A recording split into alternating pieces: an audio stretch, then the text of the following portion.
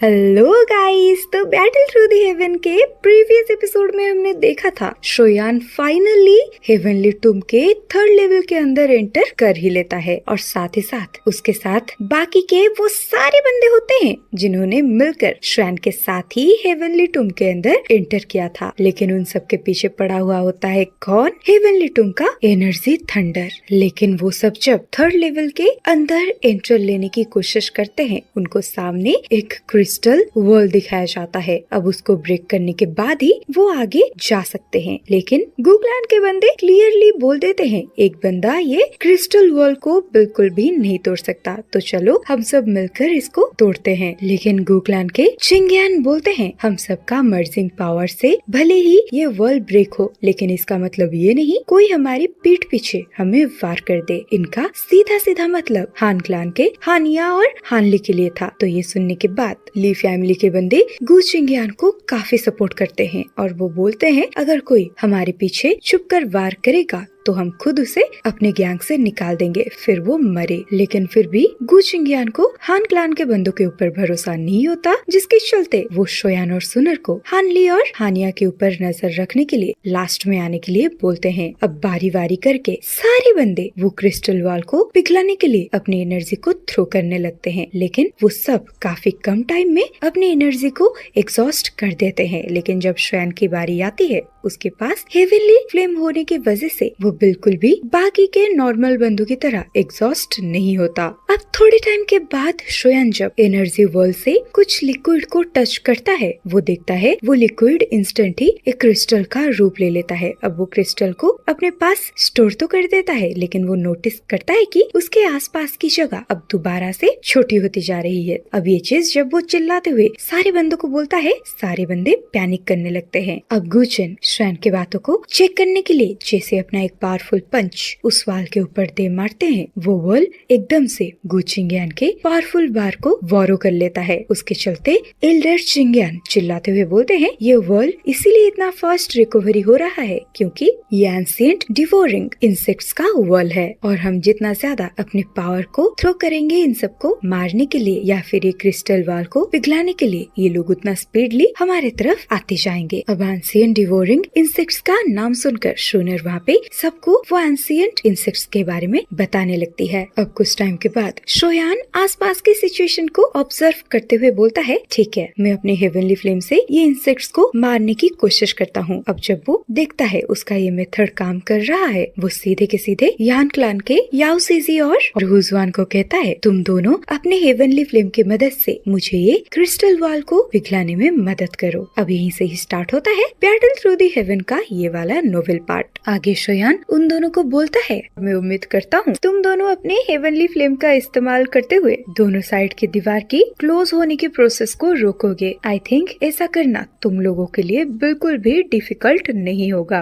अब श्रेयान हानिया की बातों को इग्नोर करते हुए यन क्लान की दो बंदों को बोलता है तुम दोनों मुझे ये एंशिएंट डिवोरिंग इंसेक्ट्स का गेट को ओपन करने में मदद करोगे और मेरे साइड से ये जो होल बंद होता जा रहा है उसको तुम अपने हेवनली फ्लेम से रोकने की कोशिश करोगे। इसी टाइम पर शूनर यान क्लान की उन दोनों बंदों को श्रेयान के साथ इंट्रोड्यूस करवाते हुए बोलती है ब्रदर श्रेयान ये यान क्लान की जो लड़की है इनका नाम है हुजी और इनकी हेवनली फ्लेम रैंकिंग में 9th रैंक पर है और जो इनकी दूसरी लड़की है उनका नाम है याओ सीजी और इनके पास है रेड लोटस हेवनली फ्लेम जो की हेवनली फ्लेम के रैंकिंग में 9th रैंक को ऑब्टेन करता है और इन्हें याओ क्लान में ह्यूमन मेडिसिन बोला जाता है और इनका अल्केमिस्ट लेवल काफी एक्स्ट्रा ऑर्डिनरी है। अब श्रेयान जैसे ही हुजी का रेड लोटस हेवनली फ्लेम के बारे में सुनता है उसका दिल एकदम से थमसा जाता है क्योंकि उसने कभी भी इतनी हाई लेवल की हेवनली फ्लेम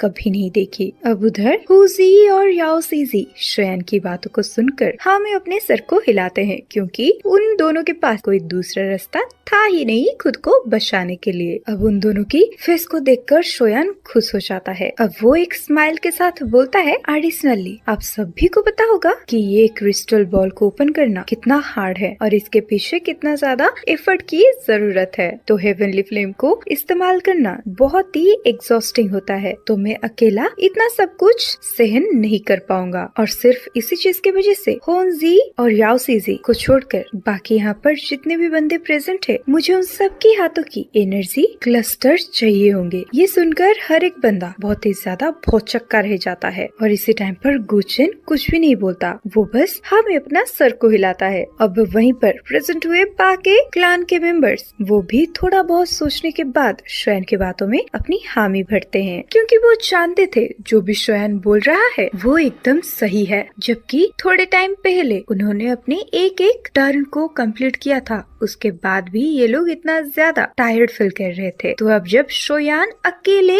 ये काम करेगा तो वो कितना ज्यादा एग्जॉस्ट हो जाएगा। अब इसी टाइम पर हमें दिखाया जाता है ली क्लान के दो मेंबर अपने 2 पाउच को बाहर निकालकर शोयान की तरफ दे देते हैं और वो पाउच के अंदर करीब करीब 100 से ज्यादा एनर्जी कोर थे। इसी टाइम पर वहाँ पे प्रेजेंट हुआ और एक बंदा बोलता है, भले ही ब्रदर शोयान के शब्द काफी स्ट्रेट फॉरवर्ड हो, लेकिन ये सही भी है और हम जितने भी एनर्जी कोर को अभी तक इकट्ठा कर पाए हैं वो सभी इस बैग में हैं। अब ली क्लान के बंदों को सबसे आगे जाते हुए देख बाकी ये क्लान के बंदे भी एक के बाद एक शोयान को अपने एनर्जी कोर देने लगते हैं। अब ये देखकर शोयान बहुत ही ज्यादा खुश हो जाता है। अब जब शोयान की नजरें हनी आके डुओ के ऊपर आता है, शोयान काफी धीरे आवाज में बोलता है, तो तुम दोनों का क्या करने का इरादा है? अब जब हानिया देखता है उसी को ही बाकी के बंदे घूर रहे हैं तो वो चिल्लाते हुए शोयान को बोलता है, शोयान ऑलरेडी तुम्हारे पास इतने सारे एनर्जी कोर्स मौजूद हैं, तो क्या ये तुम्हारे लिए काफी नहीं है? ये सुनकर शोयान हंसते हुए बोलता है, भले ही इतनी एनर्जी कोर मेरे लिए काफी हो, लेकिन फिर भी मैं तुमसे तुम्हारा रिवॉर्ड लेना चाहता हूँ, क्योंकि मैं अकेले इतना बड़ा काम कर रहा हूँ और अगर तुम चाहते हो इतने सारे लोगों के बीच में तुम ऐसे छुप कर रह के अपने फायदा देख लोगे तो फिर तुम पूरा का पूरा गलत हो। अब थोड़े टाइम के बाद शोयान बोलता है, ठीक है, अगर तुम्हें नहीं देना तो फिर मैं तुम्हें ज्यादा फोर्स नहीं करूँगा, लेकिन तुम यहीं से अपना रास्ता खुद नाप लो, यहीं से हमारे ग्रुप से दूर चले जाओ। जब ये बात को हानिया और हालिनी सुनते हैं, उन दोनों का फेस एकदम से उतर जाता है और उन्हें काफी गुस्सा भी आता है, लेकिन इस टाइम पर वो शोयान के साथ बिल्कुल भी फाइट नहीं कर सकते। अगर वो ऐसा करेंगे बाकी के एंशिएंट क्लान उन्हीं के ऊपर ही भारी पड़ जाएंगे। अब ये सारी चीजों को सोचने के बाद हानली और हानिया अपनी साइड से कलेक्ट किए हुए सारे एनर्जी कोर के बैग को बाहर निकालते हैं और शोयान को दे देते हैं। अब इसी टाइम पर हानिया बोलता है, तो चलो अब जल्दी से काम पे लग जाओ। अब शोयान सारे एनर्जी क्रिस्टल को इकट्ठे करने के बाद आगे जाकर 3rd लेवल के वर्ल्ड को पिघलाने लगता है। अब जैसे ही शोयान अपने हेवनली फ्लेम को वो वर्ल्ड के ऊपर थ्रो करने लगता है, वेव आफ्टर वेव वो वर्ल्ड से बहुत सारे लिक्विड रिलीज होने लगते हैं, जिसके थोड़े टाइम के बाद वो सॉलिडिफाई होके क्रिस्टल में ट्रांसफर हो जाते थे। अब जैसे शोयान याओसीजी और पूजी को देखता है, वो बोलता है, तुम दोनों मेरे दोनों के साइड के वर्ल्ड को नॉर्मलाइज करो। इसी टाइम पर याओसीजी जैसे ही अपने हेवनली फ्लेम को अपने हाथों से बाहर लाती है, उसको आसपास के सारे बंदे घूरने लगते हैं। अब सबकी आंखों की सरप्राइजनेस को देखकर याओसीजी बोलती है, मेरे पास ये जो हेवनली फ्लेम है ये है 9 सरिन बीड फ्लेम। इसका हेवनली फ्लेम रैंकिंग में 10th रैंकिंग है और मैं अगर आपको ये 9 सरिन विंड फ्लेम के बारे में बोलूं तो इसका क्रिएशन एक डीप कोल्ड जगह पर हुई है। वो जगह पर हमेशा ठंडा हवा बहता रहता है और कोई भी ऑर्डिनरी टाउजोन एक्सपर्ट ये फ्लेम के आसपास जगह के अंदर जाने की गलती भी नहीं करेगा। इसी टाइम पर याओजी भी अपने हेवनली फ्लेम को सबके सामने रिलीज करती है। अब जैसे ही ब्लैक कलर के ओरे के पास एक रेड कलर का ओरा अपीयर होता है, अब सब लोग याओसीजी को छोड़कर हुजी को देखने लगते हैं। अब हुजी के हाथ में जो ओरा था वो इंस्टेंट ही एक रेड कलर के लोटस को क्रिएट करने लगती है। इसी टाइम पर याओसीजी की 9 सरेन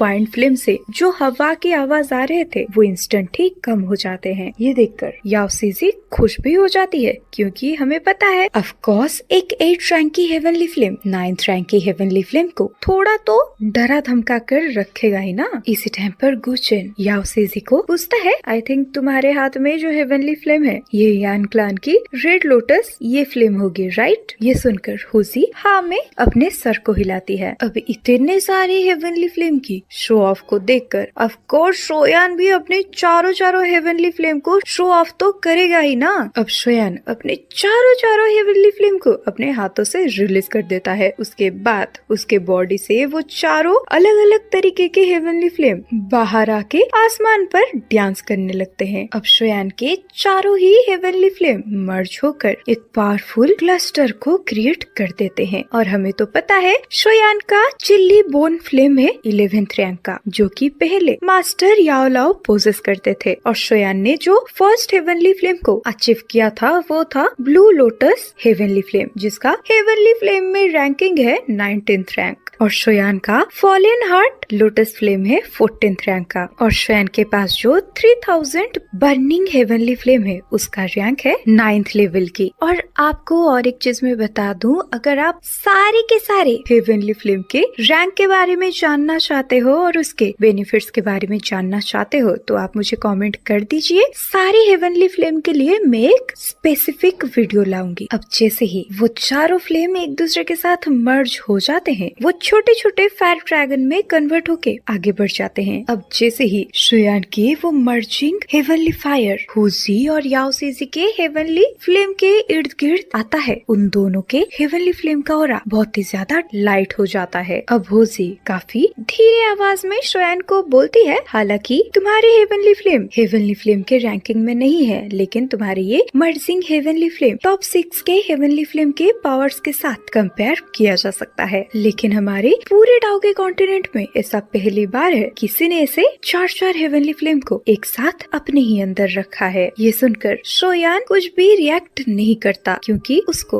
होजी के बातों का कुछ भी फर्क नहीं पड़ता। और जैसा कि होजी ने बोला कि शायद डाओ के कॉन्टिनेंट में शोयान पहला ऐसा इंसान है जिसने अपनी बॉडी के अंदर 4 हेवनली फ्लेम को ऐसे रखा है, वो शायद गलत है, क्योंकि एटलीस्ट जिसने ये फ्लेमिंग मंत्रा को क्रिएट किया था, जिसके चलते सारे हेवनली फ्लेम एक दूसरे के साथ भाई भाई बन के रह रहे हैं, कम से कम उसने तो अपनी बॉडी के अंदर एक से ज्यादा हेवनली फ्लेम को रखा होगा, तभी जाकर उनका ये मेथड 100% सक्सीड हुआ होगा। तो अब शोयान सबकी बातों को इग्नोर करते हुए बोलता है, ठीक है, हमारे पास पहले से ही कम टाइम बचा है, तो हम लोग जितना जल्दी अपने काम को स्टार्ट करेंगे हमारे लिए उतना ही अच्छा रहेगा। तो चलो सब काम में लग जाओ। अब शोयान सबको अलर्ट करते हुए बोलता है, मुझसे आप लोग ज्यादा दूर मत रहना, मेरे पीछे पीछे ही जल्दी से मुझे फॉलो करना। अब शोयान के फ्लेम से एक बड़ा सा पर्पल कलर का ड्रैगन आगे बढ़ जाता है। अब जैसे ही वो वॉल के साथ टकराता है, चारों तरफ एनर्जी क्लस्टर उड़ने लगता है और सबको एक बड़ा सा और गहरा होल दिखाई देता है। अब उस होल के अंदर शोयान आगे बढ़ जाता है और पीछे सबको बोलता है, फॉलो मी। अब सारे बंदे शोयान को फॉलो करने लगते हैं। अब होजी शोयान के हेवनली फ्लेम का वो ड्रैगन को देखकर बहुत ही ज्यादा सरप्राइज होकर शोयान को बोलती है कि ये शानदार फ्लेम कंट्रोलिंग एबिलिटीज बहुत ही आउटस्टैंडिंग है। अब वो काफी फास्टली शोयान को फॉलो करने लगती है। अब याओसीजी अपने सामने शोयान की इतनी ज्यादा तारीफ को सुनकर बिल्कुल भी सहन नहीं कर पाती। भले ही उसके सामने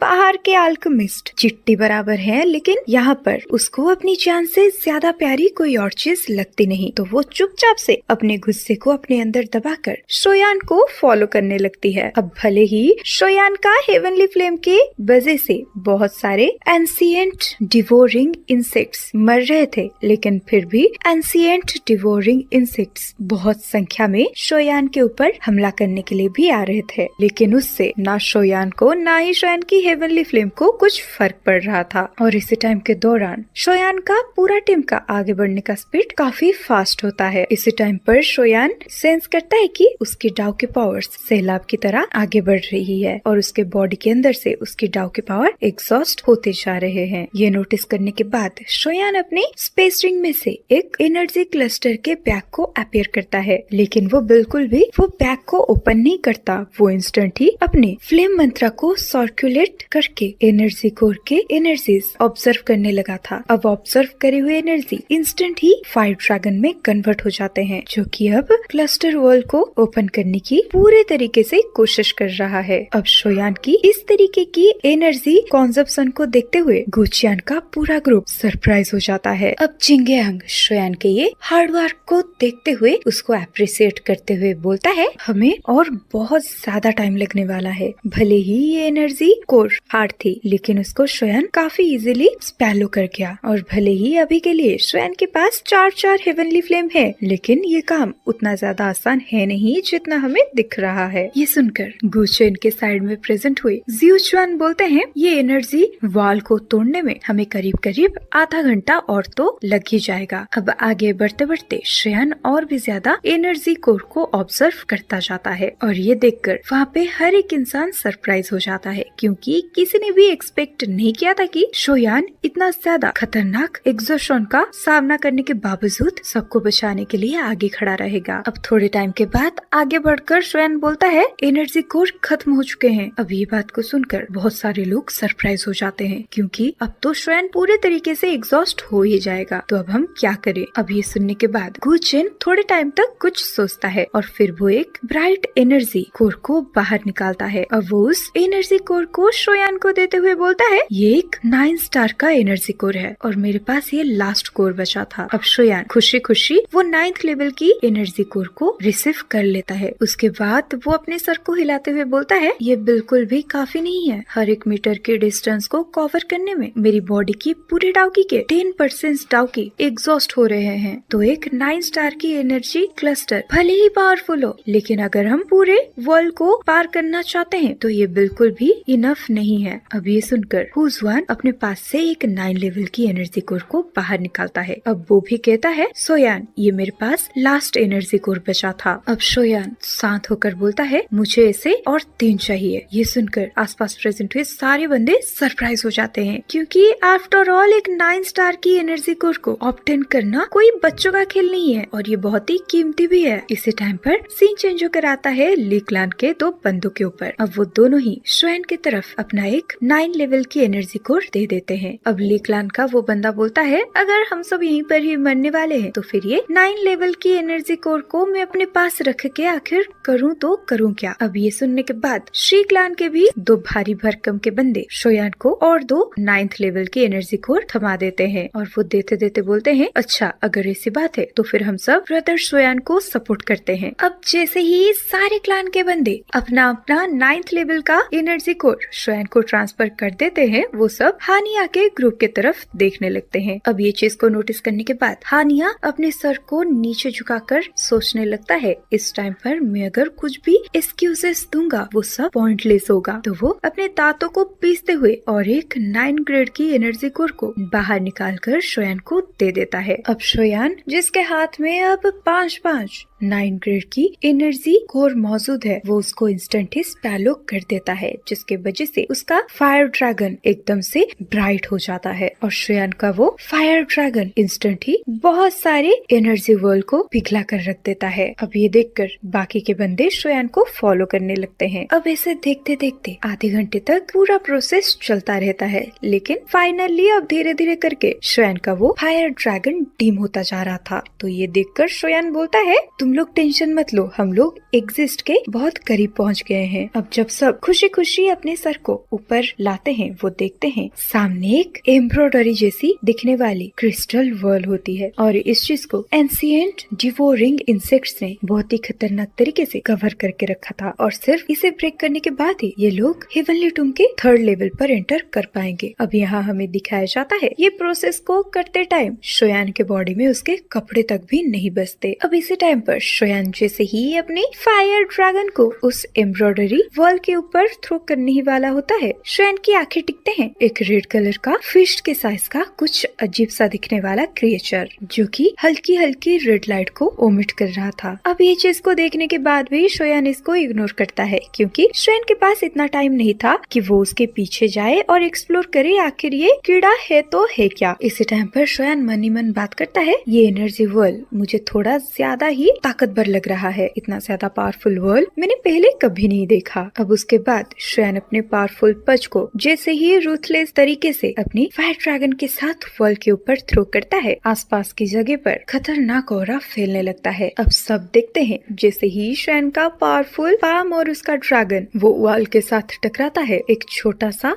गेट अपीयर होने लगता है। कुछ टाइम तक शोयान का ऑरा उस गेट के चारों तरफ फैलने के बाद वो एम्ब्रॉयडरी क्रिस्टल वॉल फट जाता है। अब शोयान लास्ट क्रिस्टल वॉल को सटर करने के बाद वो आगे बढ़ जाता है और उसके पीछे गुचेन और बाकी के लोग एक एक करके आ जाते हैं। अब जब शोयान के साथ उसका पूरा टीम जमीन पर आकर लैंड करता है, वो फील करते हैं कि उनके चारों तरफ एक स्पिरिचुअल एनर्जी फैला हुआ है और उनके पैर को देखकर वो स्पिरिचुअल एनर्जी उनके बॉडी के अंदर एंटर कर रहा है। ये फील करने के बाद सब काफी सरप्राइज हो जाते हैं, लेकिन थोड़े टाइम के बाद वो सब खुश भी हो जाते हैं क्योंकि ये थर्ड लेवल पिछले दोनों ही लेवल से बिल्कुल भी कंपेरेबल नहीं है। इस तरीके के स्पिरिचुअल एनर्जी जो थर्ड लेवल पर मौजूद है उसको ऑब्जर्व करने के बाद अगर वो एनर्जी कोर को नहीं भी ढूंढते तो फिर यहाँ की ट्रेनिंग काफी शानदार होने वाली है। अब थर्ड लेवल की एनर्जी को सेंस करने के बाद सब एक दूसरे को देखकर काफी रिलीफ फील करते हैं, लेकिन उन सब के फेस में जॉय ज्यादा टाइम तक नहीं दिखता क्योंकि वो सब महसूस करते हैं उनके पीछे उनको हमला कर रहा है एंशिएंट डिवोरिंग इंसेक्ट्स।